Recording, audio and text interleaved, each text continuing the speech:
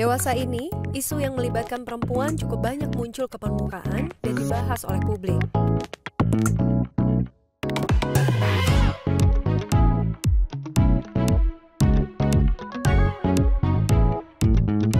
Di sisi lain, implikasi dari gender belum didiskusikan secara mendalam untuk mempertimbangkan lagi peran kami dalam sebuah struktur. Entah itu pemerintahan, perusahaan, maupun organisasi. Saya Kamidia Radisti, selamat datang di Podcast Ngopi, Ngobrol Pembangunan Indonesia PT SMI, Road to G20.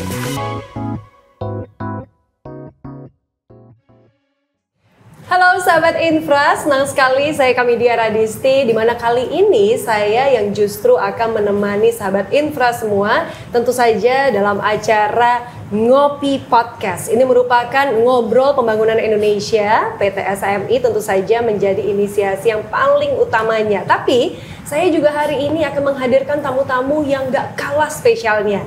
Karena saat kita ketahui ya, G20 kita menjadi mandatori di sini, dan bahkan event ini tidak hanya membahas isu-isu mengenai keuangan saja, tapi beberapa isu besar lainnya juga dibahas di sini, termasuk adalah bagaimana pemberdayaan perempuan itu sendiri.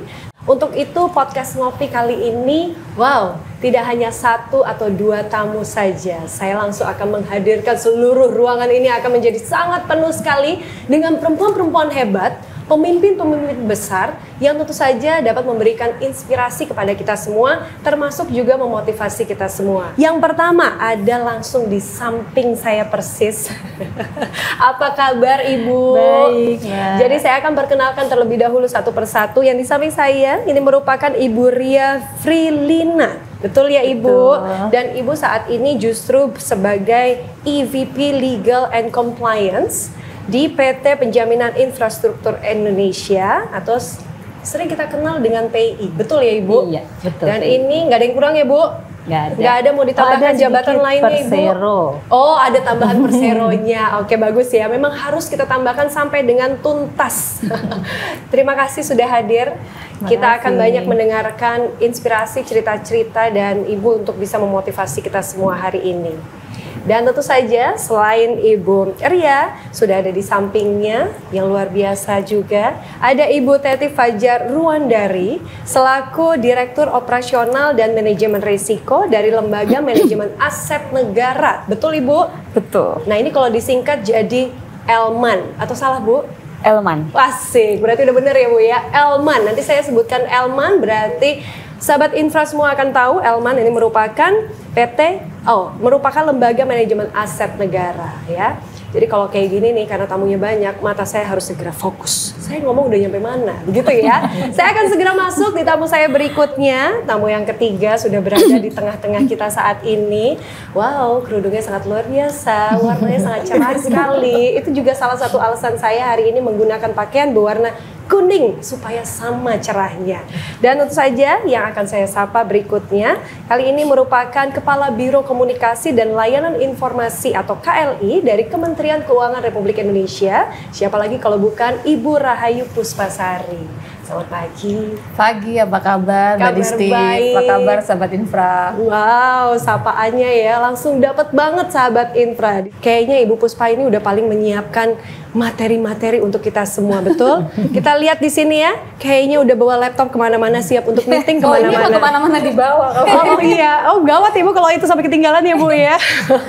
Seperti alat pacu jantung. Waduh. Kalau hilang berdebar-debar gitu. Aduh, saya bisa merasakan itu. Kalau saya sih cuma sebatas handphone Bu, belum sampai laptop ya Bu ya.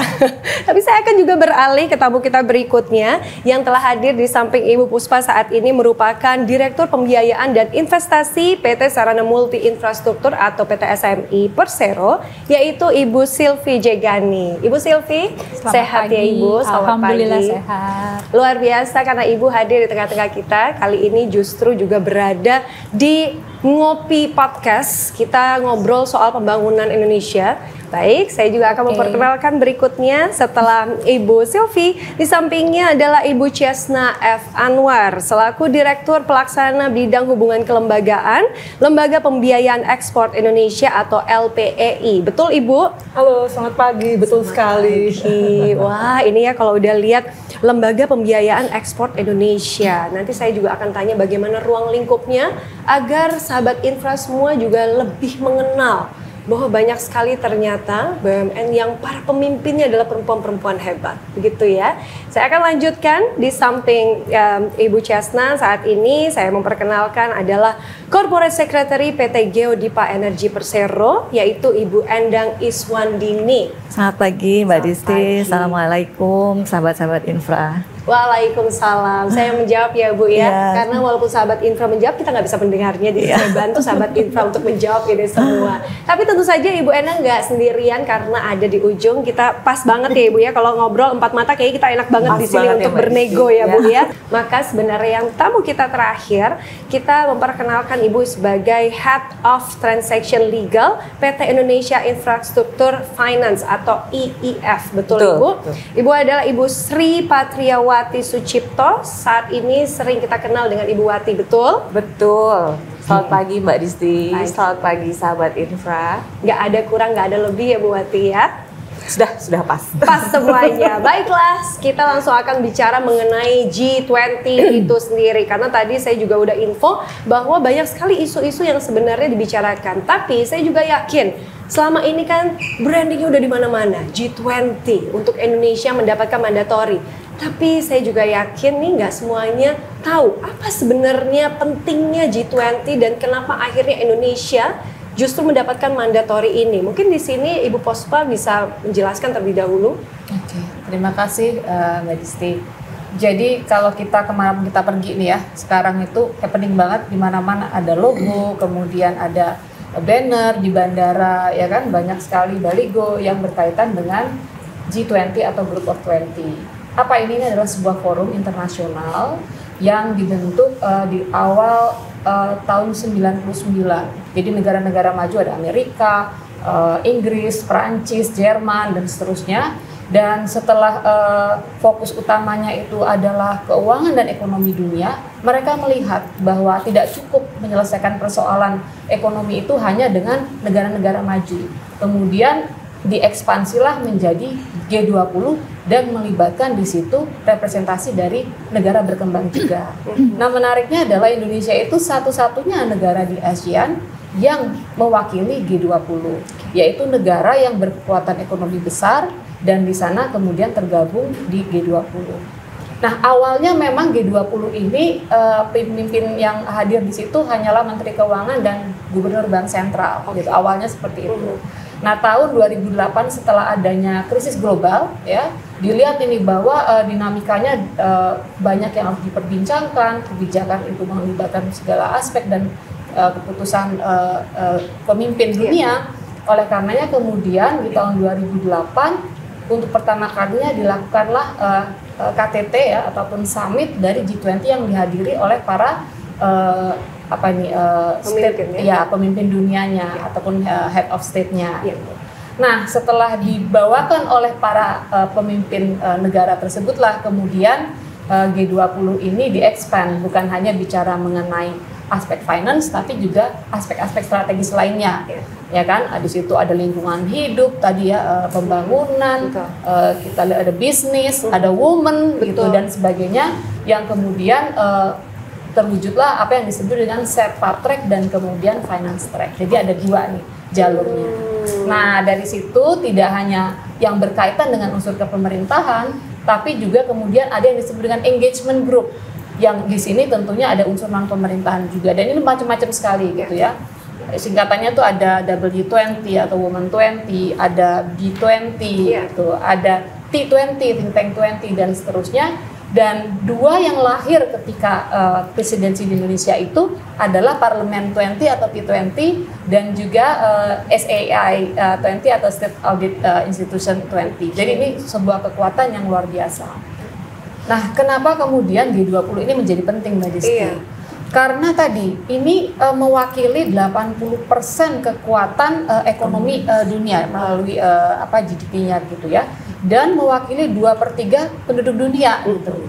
Jadi bisa dibayangkan dahsyatnya kalau grup ini berkumpul memformulasikan kebijakan-kebijakan yang akan mempengaruhi ekonomi dunia. Betul. Gitu ya. Nah, ketika sekarang setiap tahun G20 ini melakukan pertemuan, memformulasikan berbagai kebijakan, digilir nih negara-negaranya. Gitu. Sampai di tahun 2022 Indonesia kebagian ketempatan sebagai tuan rumah. Ketika menjadi tuan rumah atau menjadi presidensi, apa yang harus dilakukan oleh Indonesia adalah kemudian menentukan prioritas kebijakan yang akan dibicarakan di dalam tahun tersebut, begitu ya. Selain mengawal kebijakan legacy tahun-tahun sebelumnya sudah diputuskan. Jadi kalau kemarin itu di Italia, apa yang menjadi agenda legasinya yang harus di follow up, nah itu juga dibahas. Tapi agenda prioritas ini kemudian Indonesia melit di situ. Sehingga kalau kita runut cerita tadi, maka penting sekali peran presidensi, dan ini kehormatan diberikan kepada Indonesia. Kenapa? Karena tahun 2022 ini adalah 2 tahun setelah kita melalui COVID, gitu kan. Di mana dunia itu begitu struggle untuk bangkit. Makanya temanya diambil kan, recover together, recover stronger gitu. Pulih bersama, pulih lebih baik. Sehingga momentum ini sangat penting bagi dunia, apalagi bagi Indonesia yang mendapatkan amanat dan juga kepercayaan, dan kemudian momentum ini tidak bisa disia-siakan begitu saja. Itu sebabnya meskipun agenda G20 itu awalnya itu fokusnya pada finance, kemudian sekarang dengan adanya Sherpa Track menjadi lebih luas gitu ya.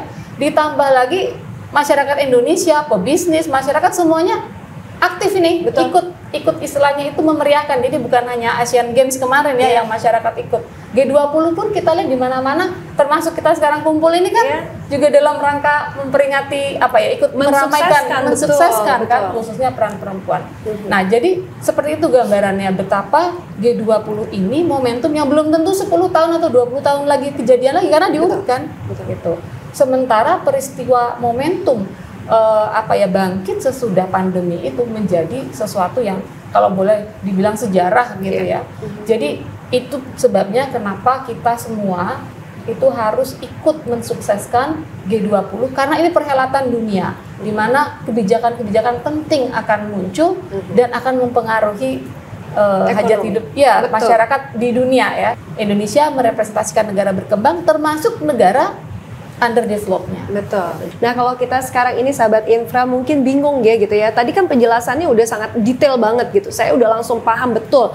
Oh, ini yang menjadi kata kuncinya, dan kemudian kita tahu kenapa G20 ini menjadi sangat penting, dan justru momen bangkitnya sekarang ini dimandatkan di Indonesia. Maka kita semua wajib untuk bisa mensukseskan. Nah, sekarang saya coba pindah ke Bu Sylvie, Bu. Sekarang kalau kita bicara dari PT SMI itu sendiri, kan tentu saja mandatori untuk tadi kita saling mensukseskan. Kita semua hadir di sini termasuk untuk saling mengutarakan apa di bidang kami yang mampu untuk saling mensupport gitu ya. Nah, Bu Sylvie juga bisa memberikan gambaran tersebut. Bagaimana di PT SMI visi misi bagian mana yang dibilang sangat cocok sekali begitu dengan kondisi saat ini di G20. Oke. Visi misi SMI itu adalah menjadi katalis dalam percepatan pembangunan infrastruktur di Indonesia khususnya. Nah, salah satu misi kami itu ingin menjadi partner strategis ya untuk bisa membantu percepatan pembangunan infrastruktur ini sendiri dengan menambah added value tentunya. Nah, dalam kaitannya dengan G20 ini, tentunya kami sebagai salah satu special mission vehicles-nya Kementerian Keuangan, tentu juga ingin ikut berperan dalam memberikan promosi, dalam juga membangun awareness ya, dan juga memberikan branding terhadap peran presidensi G20 di Indonesia ini. Oke, makanya kalau kita bilang nggak bisa sendirian gitu ya Bu, harus saling bekerja bersama. Nah tadi kalau misalnya kita bicara tagline-nya aja ya dari G20, bagaimana ini kita bisa bangkit pulih bersama dan menjadi lebih baik saat ada kata bersama together, maka kita berkumpul. Tadi kalau misalnya Ibu Sylvie udah sampaikan ya, saat kita mau support tapi kemudian ada beberapa langkah atau bagian tangan atau kaki kita yang langkahnya nggak bersamaan, akan menjadi lebih berat gitu ya. Nah persamaan inilah yang akhirnya tadi kalau kita bicara ada bahkan lembaga pembiayaan ekspor Indonesia, Bu Chesna bisa menambahkan juga apa yang akhirnya di perusahaan Ibu bisa mensupport untuk G20 ini. Pertanyaan yang sangat bagus sekali.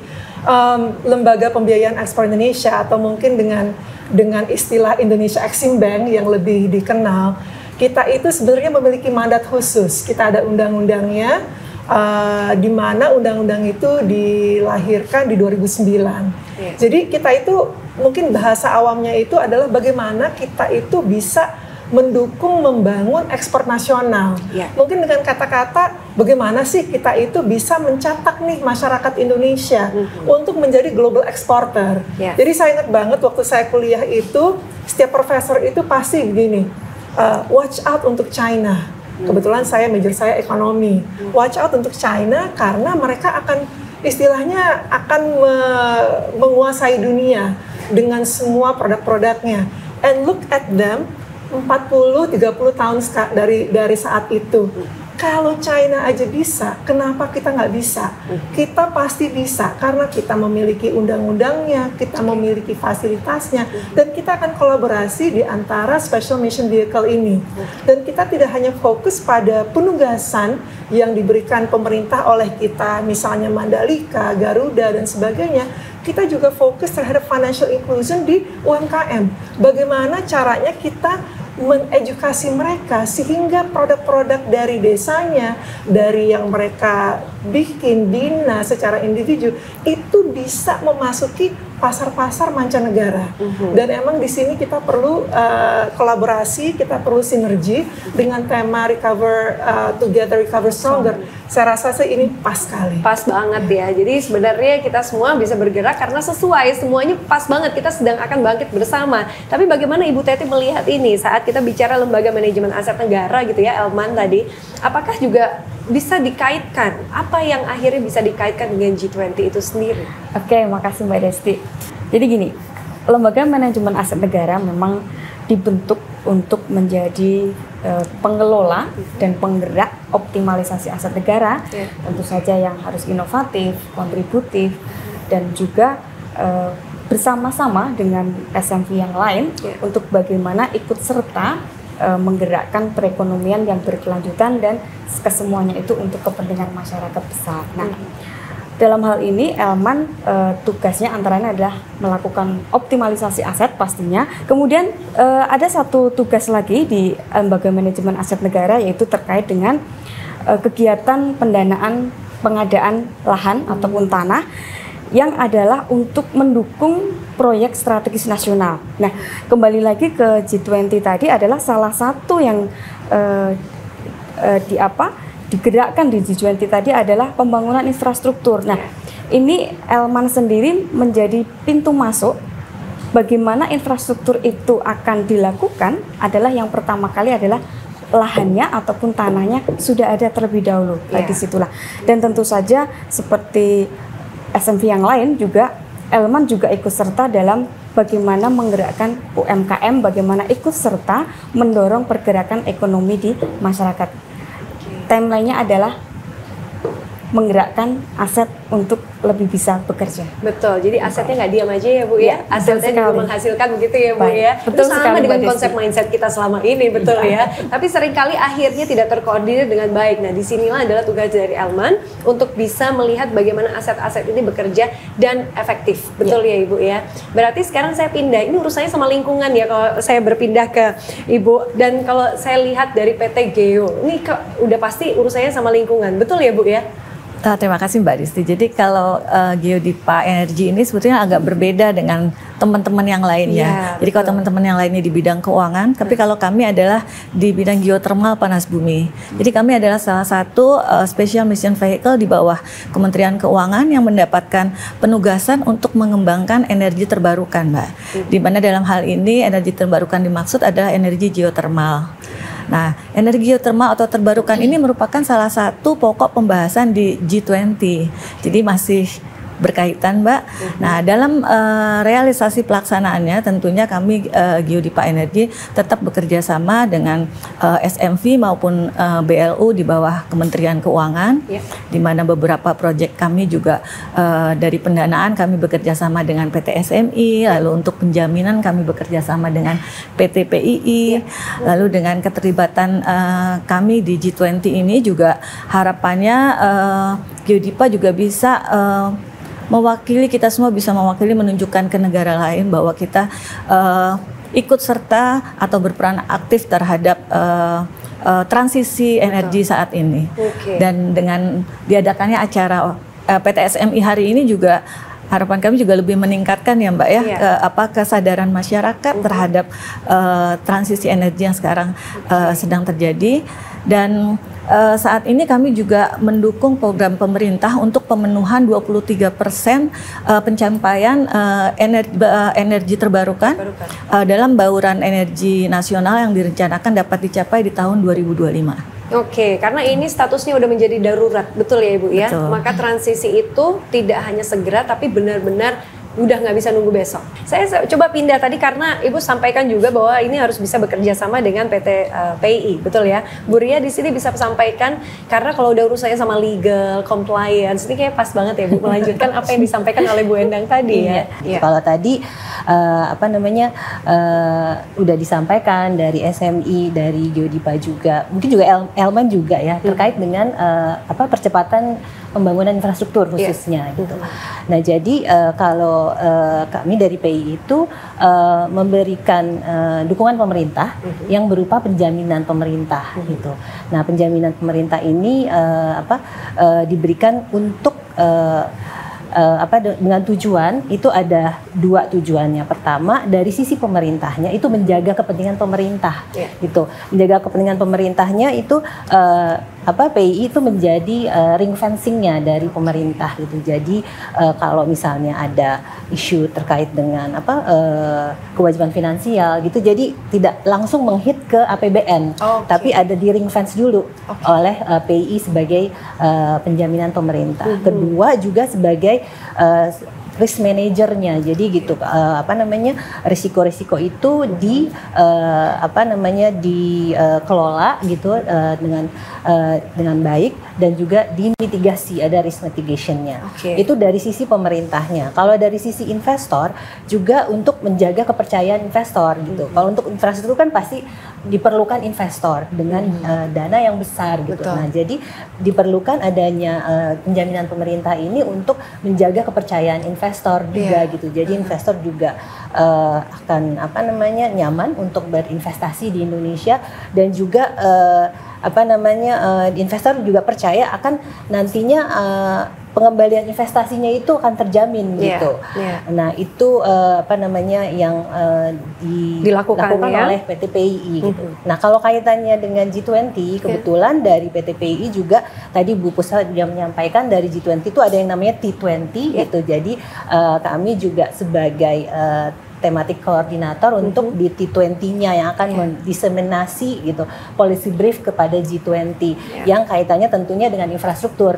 Jadi ada task force-nya untuk infrastrukturnya, jadi inklusif, resilient, greener, infrastruktur investment dan financing. Itu yang kaitannya dengan G20 ya, jadi masuknya di T tadi ya, justru ya. Ya. Berarti kalau kita lihat di sini nih kayaknya sahabat infra udah langsung melotot tuh matanya ya, langsung mikir banyak banget ya ternyata untuk bisa mensukseskan G20. Tapi kan ada satu hal nih yang juga saya belum tanyakan ya Bu Wati ya, bagaimana akhirnya di lembaga Ibu sendiri gitu, kalau kita bicara ada PT Indonesia Infrastructure Finance, kan mirip-mirip nih berarti ya, tapi kalau di bagian Ibu sendiri bicaranya lebih ke transaction legalnya, betul? Jadi kekuatan hukumnya yang akan Ibu lebih bahas di sini, betul? Sebenarnya secara umum kita sebagai perusahaan pembiayaan infrastruktur, kita mirip dengan SMI sebagai pemegang saham kita juga. Jadi IF sendiri itu memiliki multinational shareholder, salah satunya SMI, kemudian kita punya dari World Bank, AFC, kemudian juga ada ADB, SMBC, dan dari DGE. Jadi sebenarnya intinya kita sama sebagai pioneer pembiayaan perusahaan yang menjalankan proyek infrastruktur. Kita juga berusaha untuk jadi katalisator karena memang itu salah satu mission kami. Juga kita menitik beratkan pada sosial dan environmental. Ini berkaitan erat dengan G20 untuk pertumbuhan ekonomi yang berkelanjutan. Kemudian juga perusahaan kami juga menitik beratkan juga kepada pelayanan kami kepada perusahaan swasta nasional. Jadi karena penyelenggara project company sendiri tidak hanya dari perusahaan BUMN, tapi juga kita lihat perusahaan swasta nasional juga bisa menjadi salah satu kontribut terhadap pertumbuhan ekonomi itu sendiri. Di situ ya Mbak Adisi. Tapi kalau dari sisi saya secara spesifik, memang saya membawahi divisi yang memberikan kepada Direktorat Investment kepastian dan compliance dari sisi legal, memastikan semua dokumentasinya benar secara regulasi karena sesuai dengan mandat kami, karena kita salah satu SMV dari Kementerian Keuangan. Kita juga harus memastikan semuanya inline dengan regulasi. Itu memang fungsi legal dan compliance di situ. Betul. Tapi bagaimana ini bergerak ya, tadi kita sama-sama tahu ya sahabat Infra ya, masing-masing bergerak tapi dengan tujuan yang sama. Nah, tujuan yang sama ini, wah, kalau kita lihat bahkan tema yang kita ambil saat ini adalah Women in Leadership, langsung percaya betul ya. Kalau udah ketemu dengan ibu-ibu sekalian langsung percaya tuh. Oh, saat menyampaikan presentasi ini saya yakin pasti apa yang disampaikan dapat dipertanggungjawabkan. Tampak seperti itu. Kita bicara tentang tadi nih, keluar dari zonanya G20 dulu sebentar ya. Tapi justru kita bahas Women in Leadership. Sebagai seorang perempuan yang kemudian menjadi pemimpin, tidak hanya pemimpin untuk di perusahaannya, yang kemudian ada anak-anaknya yang juga perlu diasuh di perusahaannya, tapi kita kan harus kembali lagi, tanda kutip, kembali ke rumah. Itu jadi tantangan gak sih? Kalau buat saya kok iya ya? Apakah ibu-ibu merasakan hal yang sama seperti saya gitu ya? Sama. Waduh, langsung sepakat ya, sama. Kalau gitu kayaknya area ini adalah area kita untuk sama-sama curhat. Saya pindah dulu, Bu Wati kayaknya samanya duluan nih ngomongnya ya. Terus yang lain langsung niru gitu, iya sama gitu ya. Bu Wati, seberapa besar sebenarnya kita harus bisa tahu posisi kita saat ini? Karena kan kita tuh sering kali main perasaan ya Bu Ibu ya. Saat apa yang kita rasakan tahu-tahu nggak sengaja kita bawa ke rumah ya. Terus kemudian imbasnya ada di rumah. Bagaimana proses ini yang kemudian Ibu bisa terus beradaptasi di situ? Ini semakin menarik ya Mbak Disti, karena kita dalam era di mana sebagian waktu kita sebenarnya di rumah sekarang. Karena sejak pandemi 2020 yang kita mulai di Maret ya, kantor kami juga 100% work from home. Jadi memang sebenarnya pembatasan antara bekerja dengan menjadi ibu dan menjadi istri itu tipis banget pada saat kita work from home. Jadi sebenarnya kayak semacam 24 jam untuk bekerja, 24 jam untuk rumah. Jadi itu challenge yang kita hadapi. Mungkin sama dengan ibu-ibu hebat ini, perempuan Indonesia yang hebat.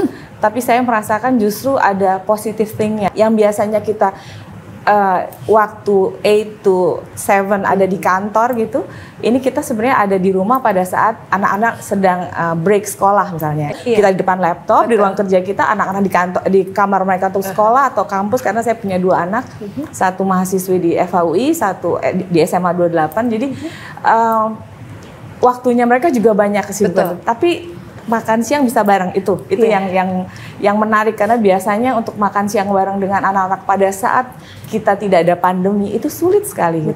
Jadi memang ada positive thing ya. Sebenarnya itu challenging buat kita semua ya.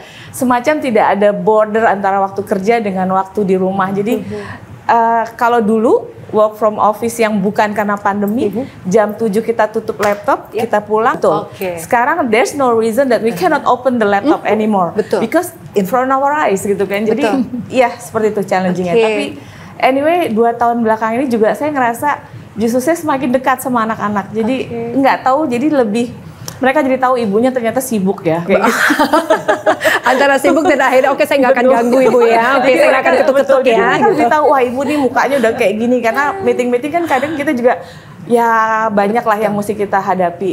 Mudah-mudahan insya Allah tahun ini kita bisa menuju endemi dan kita bisa lebih perkokoh lagi semuanya dan malah kita memasuki dunia digital ya. Jadi kita udah rasa mau nggak mau karena saya ini terus terang perempuan dari usia yang sudah jelita gitu kan ya. Jadi kadang masalah teknologi mau nggak mau harus kita improve dan itu yang jadi benefit dari era-era pandemi seperti ini. Sebenarnya kata mau nggak mau sama dengan peralihan transisi kita tadi urusannya dengan energi ya. Itu jadi kayaknya transisi yang karena ada pandemi kita dipaksa untuk bisa nggak bisa nggak pakai besok. Sekarang deh harus bisa begitu ya. Jadi Bu Endang di sini juga merasakan hal yang sama saat kita ada peralihan WFH yang kemudian kayak kalau diminta ke kantor lagi saya bisa kayak kerja dari mana aja.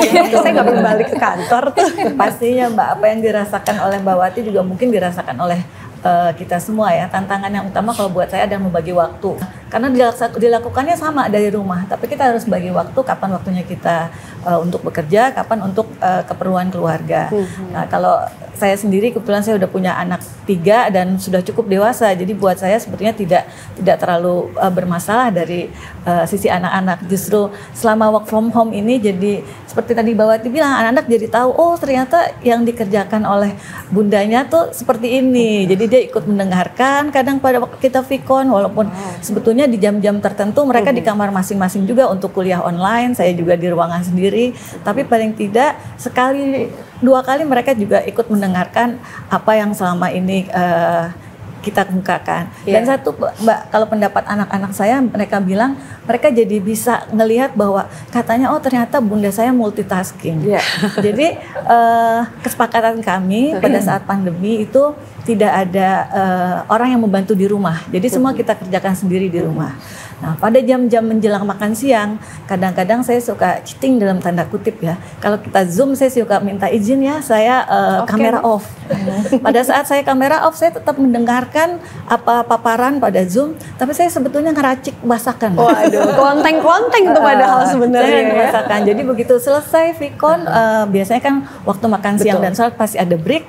Di situ saya masak, terus kita bisa makan siang dengan anak-anak. Jadi balik lagi tantangannya adalah waktu, tapi dengan dukungan dari suami, pengertian dari anak-anak, ya alhamdulillah selama ini bisa dijalani dengan baik. Wah luar biasa ya, kita mendapatkan inspirasi yang ternyata sama ya. Bahkan kalau saya ini bicara udah nggak biasa lagi pakai sepatu hak tinggi Bu Ibu, karena biasanya kita perhatikan cuma setengah badan kita aja ya. Bawahnya mau pakai daster kita tumpuk pakai blazer gitu ya Bu Ibu ya. Terus akhirnya kita juga bisa nguping apa yang dikerjakan oleh anak-anak kita. Tampaknya seperti itu karena tos ya Bu, saya juga anaknya 3. Jadi kebetulan di sini mungkin bedanya anak saya masih kecil-kecil, masih suka gedor-gedor pintu kalau ibunya ada meeting apa, ada Zoom apa, masih aja masuk terus gangguin depan kita sambil bergaya-gaya mau nahan ketawa, tapi gak bisa. Ada Bu Chesta, apakah pengalaman ada yang jauh lebih unik Bu dari yang kita ceritakan di sini Bu? Mungkin kalau saya setuju dengan Bu Endang tadi, multitasking itu kata kunci ya. Kita kayaknya waktu sebelum ada pandemi ini kita di kantor itu kita menjalankan role yang cukup challenging. Terus pas di rumah itu kita harus sadar bahwa kita itu adalah seorang ibu, seorang istri, dan kalau kebetulan orang tua di rumah juga seorang anak. Bagaimana kita men-switching peran-peran kita ini ke rumah, dan kita waktu misalnya lagi stres di kantor kita nggak boleh bawa tuh emosi ke rumah. Tapi akhirnya saya dalam waktu berlalu ketemu kalau untuk saya yang paling penting itu saya harus olahraga ternyata. Ya, jadi saya harus olahraga karena kenapa? Karena ternyata waktu olahraga itu saya bisa mengeluarkan semua stresnya, semua challenge-nya dan sebagainya. Dan akhirnya dengan pandemi, dengan kebiasaan itu, akhirnya kita membawa keluarga kita juga untuk olahraga. Ya, apakah itu di rumah, lewat YouTube, apakah itu sepedaan dan sebagainya. Dan ternyata itu akhirnya jadi hobi yang cukup sangat sehat. Kalau mungkin kalau dari sisi saya itu sih sebenarnya hikmah dari semua ini. Jadi justru ada kegiatan yang bisa dilakukan bersama, bondingnya dapat, sehatnya dapat, dan bahkan energinya balik lagi ke kita dan juga keluarga. Itu cerita dari Bu Ciasna. Bagaimana Bu Silvi? Apa jangan-jangan Bu Silvi ini yang justru menggerakkan anak buahnya, ayo balik lagi kerja ke kantor? Gitu deh, saya nggak tahu ya. Gimana Bu?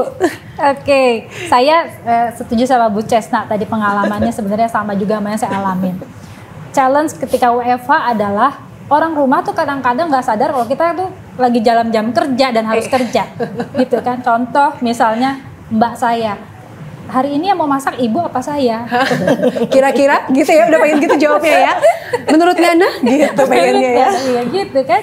Jadi ya tapi ya gitulah challenge-nya itu, kita harus atur waktu benar-benar. Kadang-kadang ibu saya juga bisa nggak temenin mama kemana gitu ya, padahal itu lagi jam kerja, tapi karena dia melihat anaknya ada di rumah, dia pikir kita cuti, gitu kan. Jadi ya itu challenge-nya sih itu sebenarnya di rumah. Cuma ya benefitnya ya adalah tadi seperti Bu Ciasna bilang, saya punya waktu yang biasanya kita pakai buat, namanya juga perempuan ya Mbak Disti ya, kalau mau ke kantor kan dandannya aja mungkin sejam ya, terus commute-nya mungkin sejam, itu udah 2 jam sendiri gitu kan. Nah itu kita bisa pakai buat olahraga gitu ya, sama keluarga, sama suami. Terus kemudian benefit yang lain yaitu kita bisa tahu apa yang anak kita lakukan, anak kita juga bisa tahu pekerjaan kita ngapain gitu ya, itu benefitnya. Cuma challenge yang lain adalah yang saya rasakan karena saya kebetulan pekerjaannya adalah frontline, saya harus ketemu dengan klien, gitu. Itu kan memang harus dibatasi juga sekarang ini ya. Tapi terutama kepada tim saya itu, challenge yang saya hadapi adalah bagaimana saya menilai produktivitas, karena kalau kita di kantor kan kita tahu gitu, bisa melihat oh kita ketemu klien, kita berdiskusi dan selain sebagainya. Tapi kalau mereka di rumah dan kita cuma ketemu lewat layar, itu yang susah diukur. Oke. Alat ukurnya yang berbeda sekarang ini akhirnya ya. Udah nggak ada, menjadi bias kalau kita bilang di sini. Tapi berarti saat kita bicara mengenai bagaimana kita juga melakukan beberapa transisi adaptif kita, pasti Bu Puspa juga punya cerita yang sangat menarik nih. Karena kayaknya tadi ya nggak bisa lepas dari laptopnya, betul? Jangan-jangan kalau kita masih handphone yang kita taruh di samping bantal, ini udah laptop dijadiin bantal sama ibu, jangan-jangan. Begitu nggak Bu? Iya, jadi yang mau saya ceritakan ini sebuah fakta. Kalau ada kesamaan tokoh, tempat maupun peristiwa itu sengaja. Justru sengaja ya? Sengaja, bukan fiktif ini. Pasti dialamin semua bahwa luar biasa ya challenge kita ketika kita sekarang itu, waktu di awal kita work from home itu kemudian tiba-tiba kita mengenal yang disebut dengan Zoom meeting dan sebagainya. Itu di awal kayaknya excited gitu melihat ya, tapi lama-lama karena tahu itu meeting, orang tuh bisa meeting kapan saja dan kita mulai tuh double date ya, lama-lama triple date. Udah kita tuh kayak jago banget gitu, kayak kuping sini tuh bisa berpisah dengan kuping sini gitu kan. Luar biasa pada waktu itu. Nah, kemudian mulai hilang interaksi dengan saya nggak cerita di rumah nih, karena di rumah saya lebih manageable, anak-anak saya udah gede-gede gitu ya. Justru peluang untuk tadi karena nggak ada Mbak, jadi semua kita kerjakan sendiri. Dan saya juga dalam mengelola energi di situ justru banyak hal baru tuh yang muncul. Saya belajar bikin sushi, kemudian passionnya jadi berkembang di situ. Saya mulai lagi dengan hobi diving, jadi setiap jam 6 dalam 1 minggu saya akan nyebur gitu ke kolam untuk diving. Jadi banyak hal yang muncul baru. Tapi itu terjadi di antara pekerjaan yang memang sangat hektik dan banyak gitu.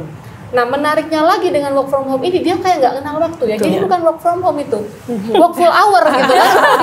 Ketika sekarang COVID sudah mulai mereda, mulai ke kantor, mulai ada terjadi pergeseran gitu.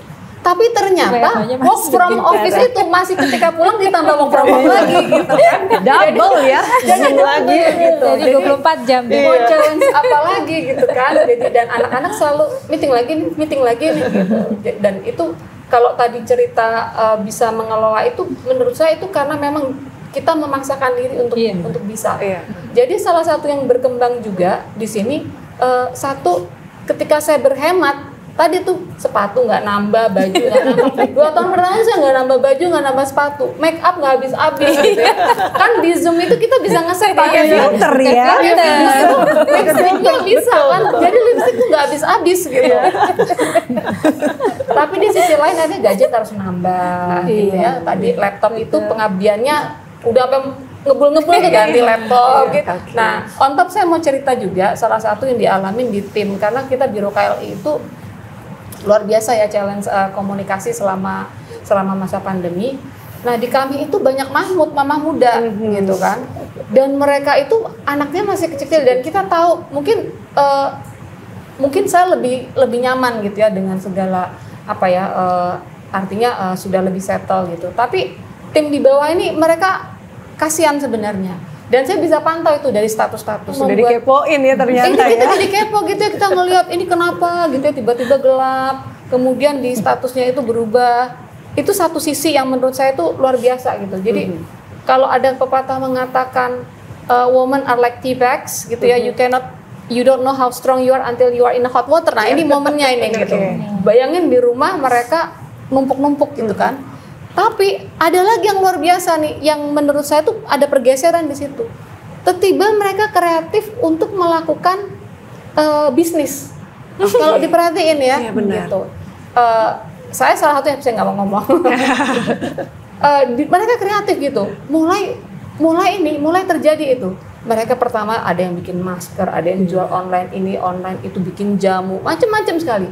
Lama-lama ada yang resign karena mereka merasa yang ini lebih promising gitu. Jadi banyak sekali pelajaran yang didapat dari cerita pandemi ini gitu ya. Dan para perempuan itu salah satu center of attention-nya. Betul. Dan kalau kita bicara nanti ini mengenai G20, mengenai ekonomi inklusif, tokohnya itu hero-nya adalah perempuan. Oke, kalau gitu lanjutin sedikit boleh Bu. Kalau kita bicara tadi nih tokohnya, yang sebelum saya beralih tentu, jadi bukan berarti pertanyaan ini nggak ke ibu-ibu sekalian ya. Tetap ada pertanyaan, oh sabar, masih ada pertanyaan itu. Tapi benar Bu, kalau saya tadi bilang nih, ternyata pergerakan-pergerakan ini senternya, pengambil keputusannya yang bisa mempengaruhi adalah kita sebagai perempuan. Boleh ceritakan tambahannya tadi Bu? Oke, iya. Jadi ini menarik ya fenomena di Indonesia ini. Ketika kita terlahir ada di dua situasi di mana memang perempuan itu mau tidak mau secara domestik masih harus melakukan peran ganda ketika dia memilih berkarir juga di luar. Kalau dia berkarir sebagai ibu rumah tangga lain cerita. Ya. Nah, ketika COVID ini terjadi dan ibu itu ada di rumah, itu kemudian beban dia bertambah. Betul. Dalam situasi yang tidak menguntungkan, kekerasan rumah tangga itu bertambah. Statistiknya ada, gitu ya. Tapi dalam keadaan mereka yang bisa survive dan struggle, kita lihat bisnis UMKM. Nanti Bu Jasna kalau mau cerita, pasti kebanyakan adalah perempuan. Kalau diperhatikan bantuan sosial pemerintah, bahkan PKH itu penerimanya tuh harus perempuan. Karena kalau dikasih ke bapak-bapak, nanti nggak nyampe tuh ke rokok gitu ya. Nah, kalau ke ibu-ibu sudah pasti dengan segala daya upayanya, ibu-ibu itu bisa menyulap uang butuh 3 juta, punyanya 1 juta, itu entah gimana caranya dia bisa jadi aja gitu ya. Iya kan gitu. Nah, degree of survival yang luar biasa ini yang kemudian ada pembelajaran yang luar biasa. Karena di Indonesia ternyata UMKM itu dalam hal ini perempuan, ekonomi inklusif itu maju karena quote and quote leader di rumah tangga, home industry itu dipimpin oleh banyak perempuan ya. Karena dia harus survive sekaligus juga dia harus harus terus memastikan ekonomi rumah tangga itu berjalan. Dan apalagi di awal kita tahu banyak sekali bapak-bapak yang kehilangan pekerjaan. Betul. Ya, saya bicara di kelompok marginal ini. Dan di situ ibu-ibu dia yang kemudian turun tangan. Mulai dari yang jualan makanan, sekarang itu kayaknya banyak yang jualan dari yang beli gitu ya. Tapi hidup bisa survive gitu. Dan mereka sangat kreatif dan ini menurut saya momentum yang kalau nanti selesai itu kita jangan kembali ke titik sebelumnya gitu ya, karena kita far away sudah jauh lebih maju. Oke, luar biasa ya. Jadi untuk sahabat Infra semua nih yang saat ini pundaknya terasa berat sekali, tenang, tidak sendirian. kami juga merasakan hal yang sama, begitu ya. Kita bangkit bersama untuk saling mensupport satu sama lain. Kita masih bicara tadi ya, bagaimana keunikan kita, peran-peran kita saat kita berada di area kantor yang kemudian pindah juga area rumah yang sekarang ini gabung jadi satu antara kantor dan rumah gitu ya. Bu Teti, pengalamannya seperti apa, Bu? Saya pikir pengalaman kami sama dengan ibu-ibu ya, tapi saya mengambil suatu kesimpulan bahwasanya ternyata perempuan itu lebih kuat. Itu yang saya simpulkan pada saat kami juga berinteraksi dengan teman-teman di kantor. Bagaimana kalian melakukan kegiatan WFH ini?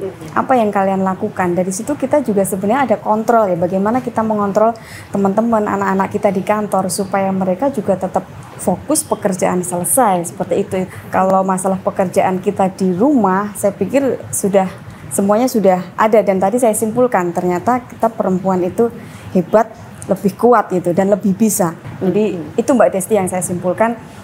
Saya mengambil kesimpulan dari beberapa cerita teman-teman juga bahwasanya perempuan lebih kuat untuk menghadapi pekerjaan yang ternyata 24 jam tidak selesai ini. Betul, 24 jam kalau bisa ditambahin beberapa jam kemudian gitu yang tetap berhenti ada di situ, kerja lagi dan kerja lagi. Bu Ria, bagaimana kondisinya kalau dari Bu Ria sendiri?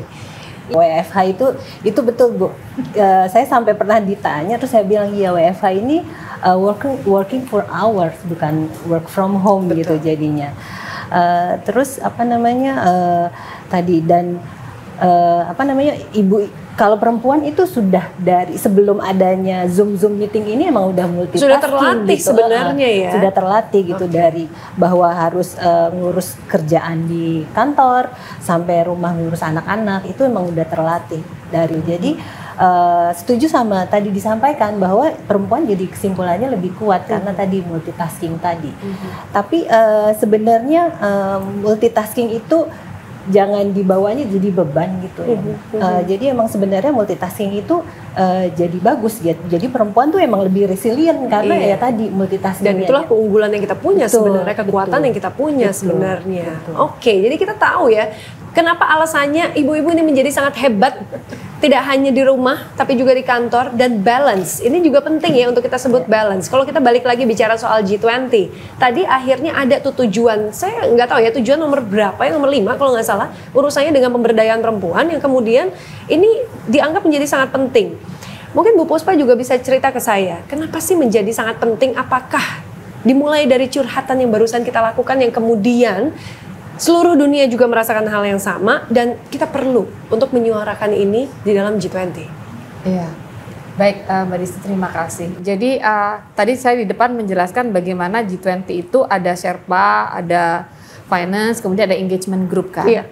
Nah memang khusus W20 atau Women 20 ini yang dalam hal ini di-lead oleh Kowani dan juga Kementerian Pengampu Isu terkait ya, dalam hal ini adalah Kementerian Pemberdayaan Perempuan dan Perlindungan Anak, memang memiliki spesifik topik dan agenda di sini. Yeah. Nah, kalau di finance track yang tadi ya dikatakan ada 6 agenda prioritas di dalam finance track. Di situ ada addressing scarring effect ya, dampak SCAR ataupun setelah terjadinya pandemi, ada berkaitan dengan taxation dan sebagainya. Ada satu yaitu yang berkaitan dengan economic inklusif. Oke. Nah, economic inklusif ini adalah tadi ya, ekonomi di level yang kita tahu pemberdayaan ekonomi di bawah, dan ternyata ekonomi Indonesia itu kan 60%-nya dari UMKM. Mayoritas dari UMKM ini adalah perempuan yang hadir di sana. Jadi home industry itu yang paling banyak justru perempuan.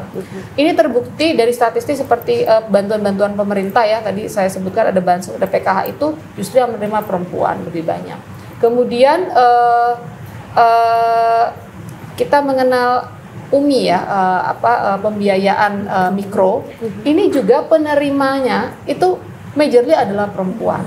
Nah, mungkin Bu Chesna ini yang dari LPI ini ya, karena berurusan dengan UMKM yang berorientasi ekspor nih. Ini pasti related banget ini. Cerita deh Bu Chesna gimana? Boleh ya? Boleh banget. Boleh. Terima kasih Bu Puspa. Mungkin kita mesti mengawali satu statement ya, yang dimana saya ini baca dari salah satu majalah. Kita ini sebagai perempuan itu adalah informal leader. Biarpun kita itu selalu diajarin bahwa laki-laki itu adalah kepala keluarga. Tapi ingat ya, behind the successful man itu pasti ada woman yang selalu mendukung. Jadi di situ adalah perannya perempuan sebagai informal leader yang selalu bisa istilahnya itu saving the situation. Misalnya saya kasih contoh ya, pandemi hits, banyak sekali PHK yang terjadi, dan itu kebanyakan bapak-bapak. Apa yang terjadi sama perempuan yang punya role di rumah itu sebagai istri, sebagai ibu, mereka langsung putar otak, kreatif, saya bisa bikin sambal dan saya akan menjualnya. Sampai sambal itu bisa diekspor ke mancanegara. Karena apa? Karena mereka mencari di Google nih, oh ada Sarinah nih ternyata yang baru launching nih, yang bisa istilahnya mengedukasi, istilahnya bisa berkurasi dan sebagainya. Oh ada Nur Corner nih di Jalan Jenggala, ternyata mereka menerima nih hasil-hasil dari UMKM. Dan juga misalnya juga dari sisi tenun, dari sisi tas-tas dan sebagainya, itu mereka semua itu berkreatif dan berkreasi untuk bagaimana mereka bisa mendapatkan income sehingga yang namanya impact dari terjadi tragedi di keluarga karena ada PHK dan segala macam, itu tidak dirasakan oleh anak-anak untuk edukasi dan sebagainya. Portfolio dari UMKM kita itu rata-rata women. Dan itu rata-rata kalau kita mendengar cerita mereka itu karena kebutuhan untuk mereka memajukan keluarganya. Dan luar biasa mereka bekerja keras, women-women ini, untuk apa? Sampai akhirnya mereka itu bisa melakukan ekspor ke mancanegara. Apakah itu mereka itu terlibat dalam desa devisa kopi, apakah itu mereka terlibat dalam desa devisa kakao, yang akhirnya mereka itu bisa ke negara Eropa untuk selalu tiap tahun itu meningkatkan ekspornya dan ekspornya. Dan ini sangat luar biasa. Kadang-kadang kita itu too humble untuk meng-acknowledge itu, sehingga karena kita itu udah biasa sebagai informal leader, makanya dengan UMKM ini dan UMKM ini, sektor ini dimajukan emang kebanyakan oleh women. Apalagi kalau kita terpaksa atau kalau kita itu dalam situasi di mana kita mau nggak mau harus bangkit. Dan itu cerita-cerita dari UMKM yang kita edukasi, sosialisasi, itu semuanya itu adalah cerita yang sangat menyentuh. Berarti kalau kita tarik sebenarnya ya sebuah kesimpulan baru gitu, tampaknya perempuan-perempuan ini sangat berani untuk mengambil resiko. Memang jika dibandingkan dengan para laki-laki. Apakah sepakat ibu-ibu sekalian? Sepakat. Saya boleh nambahkan ya? Boleh banget. Nah, kesimpulan yang tadi Mbak Disti itu yang kemudian ditangkap di dalam agenda prioritas ekonomi inklusif. Karena di sana ada dua hal. Pertama, memberikan akses pembiayaan mikro kepada UMKM. Ya kan, jadi kalau cerita tadi perempuan berani mencoba dan nekat, tapi dia nggak punya pembiayaan, nah di sini kemudian dia akan diberikan akses lebih bagus gitu ya, dengan bantuan pembiayaan. Yang kedua adalah akses untuk mereka bisa memiliki kapasitas untuk masuk ke dalam platform digital, gitu. Jadi agenda-agenda seperti ini yang kemudian diperkenalkan agar tadi UMKM itu bangkit, tetapi juga dia di-empower. Dan yang karena mayoritas adalah perempuan, maka empowernya menjadi empowerment women di sini, gitu. Plus tadi ketika kita sudah bicara platform, kita bicara infrastruktur, nah G20 juga memiliki peran yang sangat signifikan untuk kemudian memajukan infrastruktur. Berarti sekarang kalau kita bicara pasti tantangannya masih banyak sekali, apa yang harus kita lakukan untuk tetap maju ke depannya. Apa yang kemudian kami di sini sebagai perempuan-perempuan gitu ya, yang juga pengen hebatnya sama seperti ibu-ibu sekalian, apa yang bisa dilakukan sebenarnya, Bu? Ya, karena tadi kita bicara mengenai ekonomi inklusif ya, berarti bagaimana sebenarnya perempuan itu bisa memanfaatkan peluang yang ada gitu. Satu, mereka sendiri sudah secara naluri, secara talent, barangkali secara guts mereka punya kreativitas, mereka punya keinginan untuk maju. Nah, di sini pemerintah itu hadir dengan berbagai paket ataupun program ataupun perencanaan. Satu tadi saya jelaskan mengenai adanya akses terhadap pembiayaan. Kemudian bagaimana kemudian dibuatkan akses untuk masuk ke dalam platform digital, ya kan. Nah, yang ketiga ini yang pasti relate ini sama ibu-ibu yang berkecimpung di bidang infrastruktur ini adalah penyediaan infrastruktur dalam hal ini. Karena kalau kita bicara infrastruktur itu holistik sekali isunya, bukan hanya infrastruktur untuk bisa berinternet ria, untuk bisa mengakses sekarang misalnya logistik ya, kemudian bisa mengirimkan barangnya, itu tidak mungkin kecuali infrastruktur itu memadai gitu. Nah, disitulah kemudian peran akses tadi yang kita bicarakan tadi menjadi penyediaan infrastruktur yang kemudian sangat kritikal dan sangat prioritas di sini. Mungkin Bu Sylvie bisa update itu mengenai hal tersebut. Oke, terima kasih Bu Puspa. Kami memang di SMI kalau kita bicara mengenai infrastruktur ya, di SMI itu kami tidak hanya mensupport pembangunan khususnya pembiayaan infrastruktur yang dilakukan oleh pemerintah pusat, tapi kita juga mendukung pembiayaan atau memberikan pembiayaan untuk pembangunan infrastruktur di pemerintah daerah. Nah, ini yang lumayan penting juga kalau kita berbicara tadi mengenai akses dan pemberdayaan perempuan. Karena ini kan levelnya sampai ke kabupaten dan desa-desa. Apa saja yang dibangun, ada jalan, ada jembatan, ada pasar, ada rumah sakit gitu ya. Dan yang paling penting juga penyediaan air bersih. Nah, ini yang mungkin belum banyak diketahui oleh orang banyak juga bahwa melalui SMV Kementerian Keuangan ini kami membangun atau mensupport pembiayaan di daerah-daerah untuk pembangunan infrastruktur khususnya bagi masyarakat daerah. Bahkan sampai di lini yang paling basic itu juga ternyata kita baru tahu sekarang gitu ya, itu juga saling dan bahkan disupport yang sangat luar biasa. Nah, sekarang coba kalau saya bicara ini ibu-ibu sekalian pasti tim membernya kalau di kantor banyak laki-laki ya, betul ya? Betul ya, ibu ya. Apa yang dirasakan Bu, tantangan-tantangan itu Bu? Apakah bisa nurut Bu biasanya dengan kita atau justru tidak bisa berkutik karena kehadiran kita? Bu Ria bagaimana Bu Ria? Iya, kalau saya kebetulan tim member sih nggak terlalu banyak, tapi saya selalu berhadapan dengan tim atau divisi lain yang mayoritasnya laki-laki memang, karena dengan underwriting atau appraisal yang orang dari sisi komersial kan banyak kan cowok kan. Betul. Tapi benar seperti yang Mbak Disti sampaikan sih. Jadi kita tuh udah terbiasa juga gitu.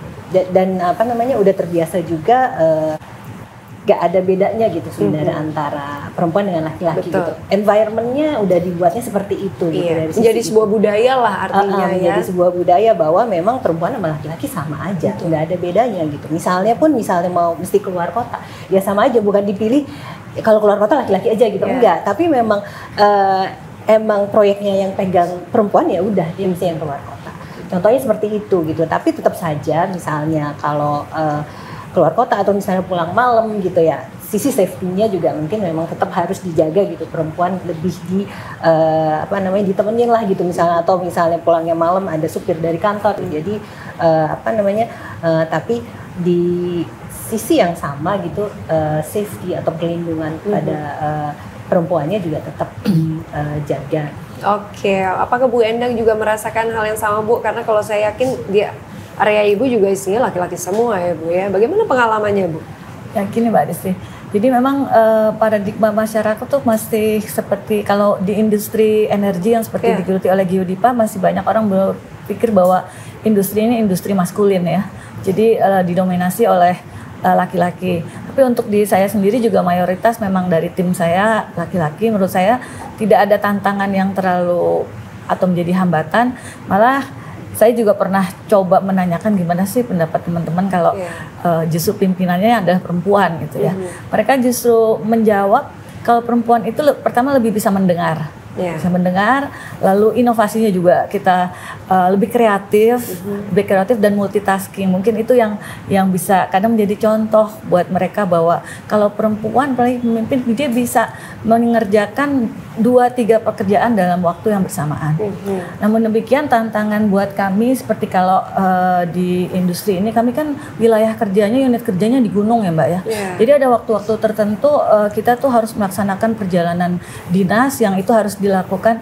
Contohnya apabila ada proyek itu harus dilakukan mobilisasi di tengah malam. Tengah malam kita juga harus turun ke lapangan. Nah disitulah akan kelihatan ya bahwa kita sebagai pimpinan atau sebagai pekerja perempuan itu harus menunjukkan bahwa kita tough, kita harus bisa.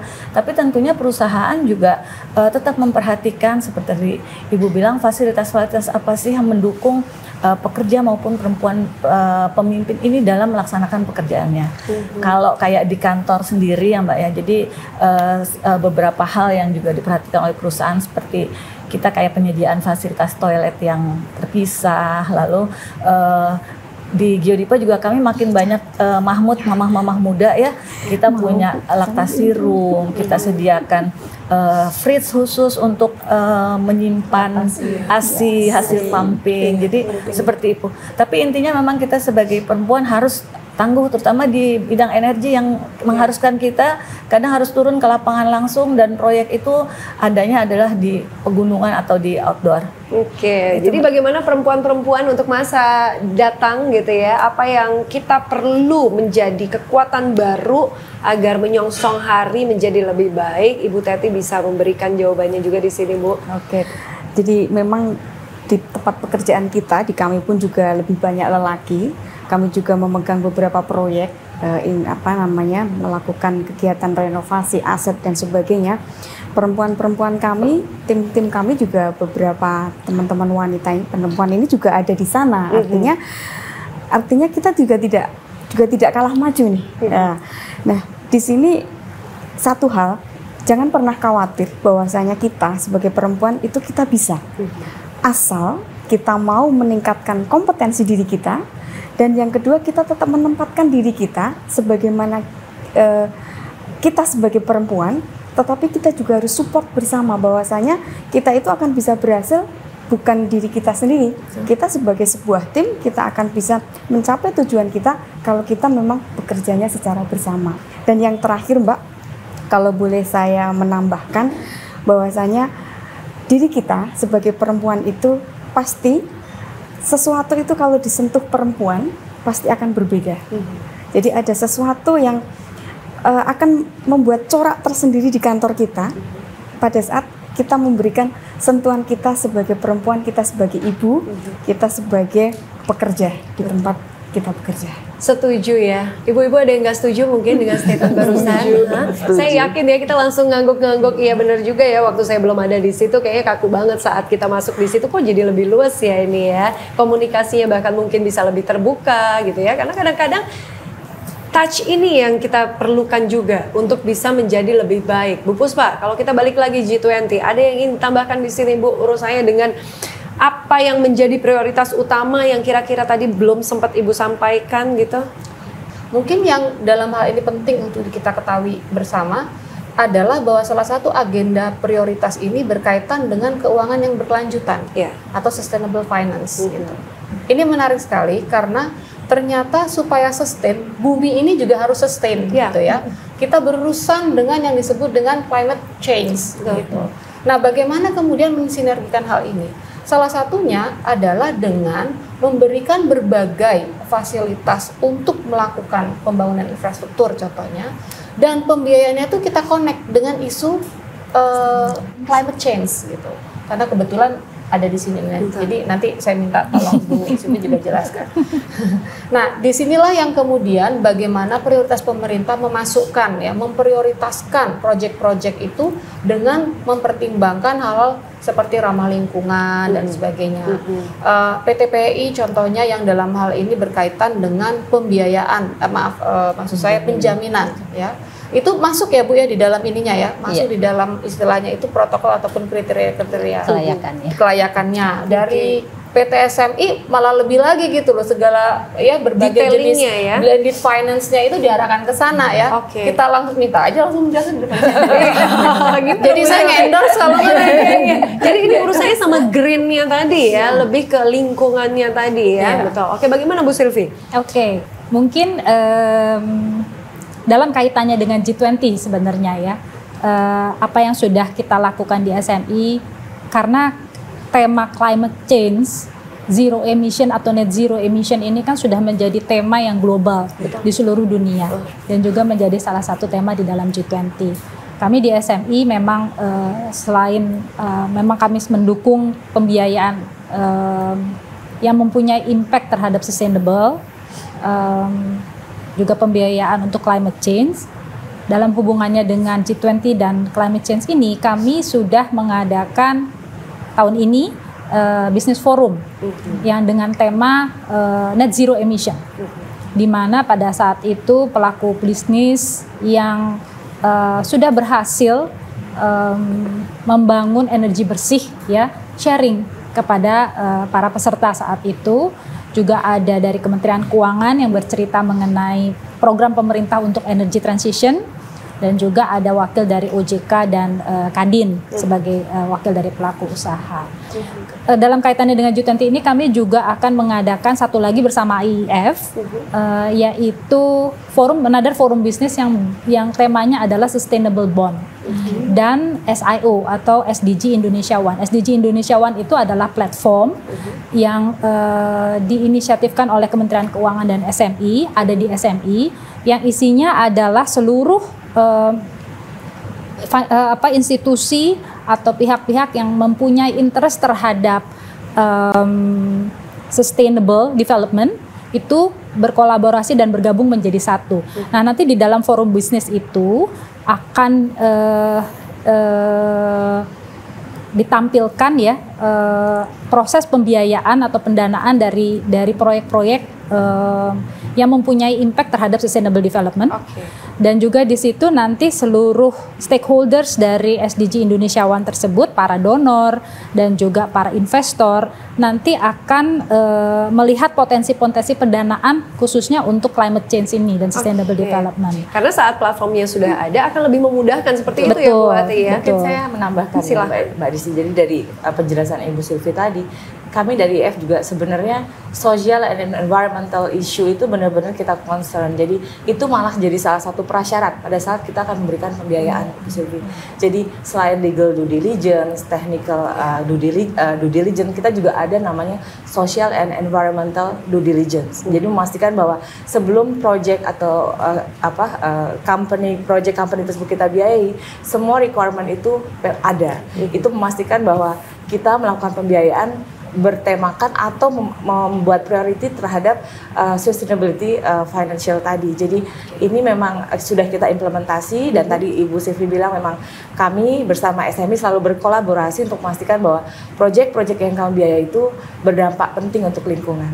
Benar, sepakat banget tuh sampai berlibat ya saya bicaranya ya, setuju dan sepakat jadi satu gitu kan ya. Mau ditambahkan Bu Ria? Boleh banget Ibu.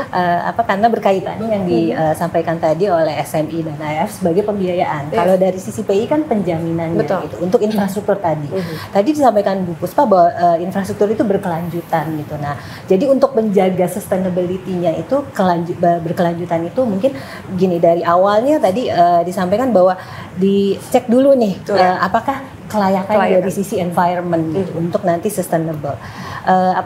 Dan juga kita tuh di awal percepatan infrastruktur, bikin infrastruktur. Tapi setelah itu juga ada yang penting lagi adalah menjaga infrastruktur itu gitu, supaya tetap sustain. Nah, itu juga salah satu mission dari PI juga untuk memberi penjaminan agar bisa menjaga infrastruktur untuk tetap sustainable infrastrukturnya. Selain juga proyek-proyeknya tadi disampaikan yang memang proyek yang yang green gitu, seperti air minum itu kan sebenarnya proyek yang fasilitas dasar gitu untuk manusia atau masyarakat, tapi juga itu green. Satu lagi yang sekarang lagi dikembangkan adalah waste to energy gitu. Jadi mengelola sampah gitu.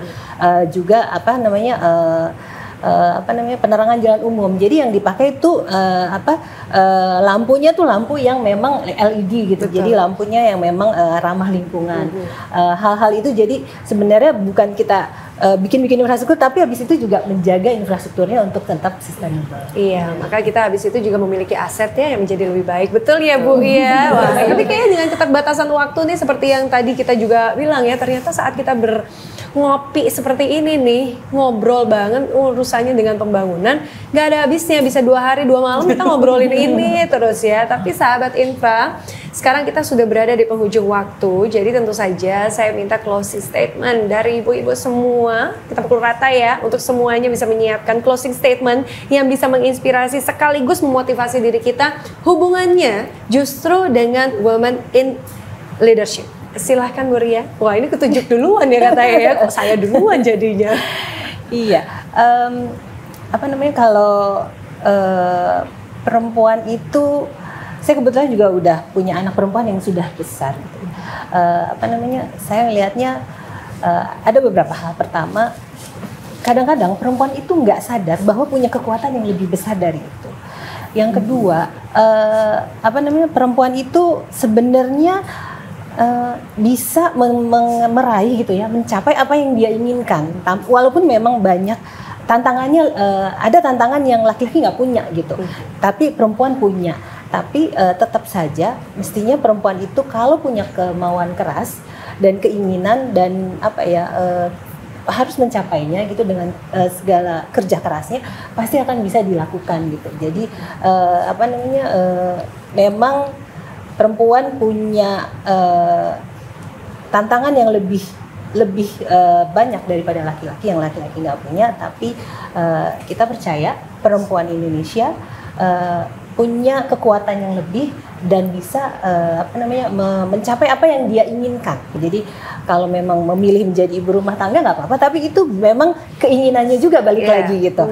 Jadi itu yang harus perempuan Indonesia itu harus punya adalah apa sih yang sebenarnya diinginkan dan bekerja keras untuk mencapai apa yang diinginkan tersebut. Oke, jadi kita mengetahui keinginan kita, bekerja keras untuk mencapai apa yang kita inginkan. Tapi sekali lagi tantangannya selalu ada, keterbatasan juga ada. Kalau kita mau untuk melewati batasan itu, jawabannya akan selalu bisa. Kayak gitu ya Bu ya. Betul. Silakan Ibu. Jadi gini, perempuan Indonesia, engkau adalah penopang generasi. Teruslah asah kompetensi diri, berinovasi, berkarya, dan jangan pernah lelah mencintai negeri ini. Wow, tidak pernah lelah mencintai negeri ini karena otomatis kita pasti mencintai diri kita sendiri. Seperti itu ya. Bu Puspa, ini kayaknya udah langsung lihat dulu nih ya. Ini jangan-jangan udah dibuat. Waduh, masih kerja aja ternyata. Saya 4 hal yang saya mau sampaikan. Pertama, it's a matter of choice. Life choice sebagai seorang perempuan. Dia mau berkarir di rumah, dia mau berkarir di kantor, dia mau berkarir tadi ya, dia menjadi employer, itu semuanya pilihan. Dan setiap pilihan itu pasti punya apa yang disebut dengan sense of purpose. Nah, disitulah kemudian dia harus committed, gitu ya. Yang kedua, apapun yang kita pilih, jadi kita harus punya integritas di situ. Apa ya, turning point gitu ya, sekali kita maju ya kita committed di situ. Dan salah satu senjata terbesar perempuan itu adalah hunch, intuisi. Intuitif itu bicara visi gitu. Jadi di situ kemudian dia bisa mengawal dunia. Dan senjata yang kedua perempuan itu adalah apa ya? Nyebutnya apa tuh, gemati itu apa? Teliti, detail gitu ya. Detail gitu. Ya. Nah, itu sudah terbukti bahwa negara-negara yang dipimpin perempuan penanganan Covid-nya jauh lebih bagus gitu ya. Jadi ini merupakan kunci. Yang ketiga, dan menurut saya ini sekali kita sudah maju, ya, jangan cepat puas gitu. Karena completion is a toxic gitu. Biasanya kalau perempuan itu sudah bukan perempuan, sebenarnya setiap orang itu ketika dia maju, kemudian dia udah langsung kegeeran. Nah, ketika dia merasa cepat puas di situ dia akan berhenti berkarya. Gitu. Jadi jangan cepat puas dan jangan berhenti yang namanya belajar ya. Dan yang terakhir, perempuan, kalian perlu berkolaborasi. Betul. Tidak bergerak sendirian karena banyak kita temui justru persaingan itu terjadi di antara para perempuan. Justru yang tidak mensupport kita itu sesama perempuan gitu. Pada ketawa itu berarti pada setuju. Nah, kan untuk ketawa saya tipis-tipis aja. Nah, jadi di sini menurut saya karena ini sudah tren ke depan itu sudah betul-betul women leadership itu sudah membuktikan secara statistik dan jumlahnya lebih besar dan makin banyak. Jadi para perempuan itu mereka ayo kita bersatu dan saling support. Saling support untuk apa? tentunya untuk berkolaborasi dengan laki-laki. Oke, empowering ya. Mari kita empower dunia dengan terlebih dahulu mengempower keberadaan kita. Mantap, luar biasa Ibu Puspa, terima kasih. Ibu Sylvie bagaimana? Oke, terima kasih Mbak Disti. Bahwa tanpa kita sadari atau mungkin juga tidak kita sadari bahwa sebagai perempuan kita ini punya skill atau jiwa leadership loh gitu. Kemampuan untuk mengelola, kemampuan manajerial sebenarnya yang cukup baik. Kalau kita mau asah itu pasti akan berhasil. So jangan ragu untuk mengejar mimpi. Apapun peran yang diambil, asal kita komit, kita mau belajar. Ketika ada tantangan dan ketika kita mau belajar, kita pasti bisa melalui tantangan tersebut. Dan yang penting adalah kerjakan apa yang kita cintai dan cintai apa yang kita kerjakan. Oke, jadi saat kita udah maju, udah ya fokus di situ juga. Terima kasih Bu Sylvie. Bagaimana dengan Ibu? Silahkan. Terima kasih. Yang pertama yang kita harus akui bahwa menurut saya itu adalah mindsetting diri kita sendiri. Jadi kita itu tidak boleh menganggap bahwa kita itu beda sama genre yang lain, ya. Dengan itu, kalau kita sudah bisa men-set mind kita terhadap itu, apa yang ingin kita lakukan pasti kita bisa. Emang perempuan itu banyak ragu-raguannya, tapi perempuan itu adalah tadi yang Ibu Puspa bilang sangat detail.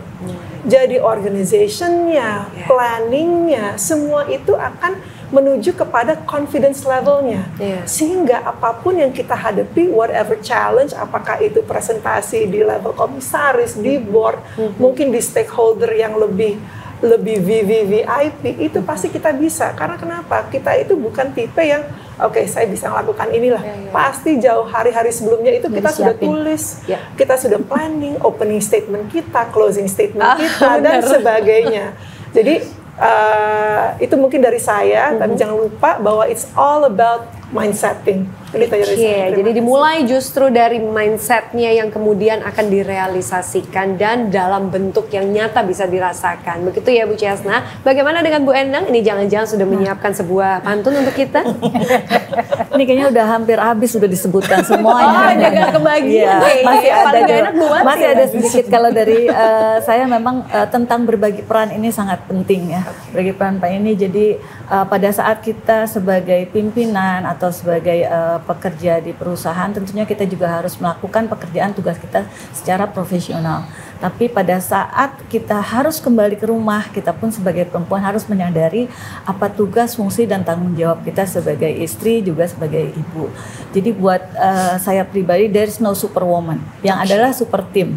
Nah, bagaimana kita sebagai perempuan, teman-teman semua yang muda-muda terutama ya, gimana caranya kita tuh membangun super team baik di kantor, tadi dengan berkolaborasi dengan pekerja-pekerja atau pimpinan-pimpinan laki-laki, tapi di rumah juga kita harus membangun super team.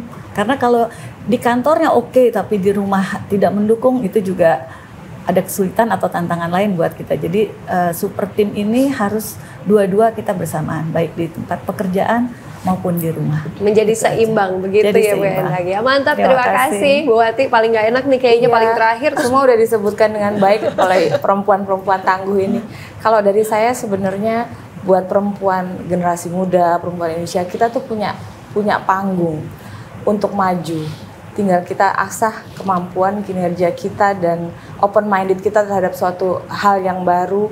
Kemudian juga terus berkembang, terus belajar untuk jadi seimbang. Karena memang kita nggak bisa hidup sendiri, perempuan tetap harus berpartner dengan laki-laki untuk jadi teamwork yang tangguh, nggak cuma untuk keluarga, untuk kantor, dan juga untuk masyarakat, juga untuk negara tercinta kita Indonesia. Jadi mari maju bersama, tapi tidak untuk menunjukkan diri pribadi secara egoisme dan individualisme, tapi ini adalah teamwork dan perempuan bisa untuk itu. Luar biasa ya, jadi saya sekarang ini udah nggak perlu nutup apa-apa lagi karena justru sudah disampaikan statement-statement yang sangat luar biasa oleh ibu-ibu sekalian. Terima kasih untuk waktunya, terima kasih sudah menginspirasi sahabat Infra semuanya. Sekarang giliran saya untuk pamit, saya Kamidia Radisti, sampai ketemu lagi kita tentu saja di Ngopi, ngobrol pembangunan Indonesia bersama dengan PT SMI. Dan sekali lagi, mari sama-sama kita sukseskan G20. Sampai jumpa.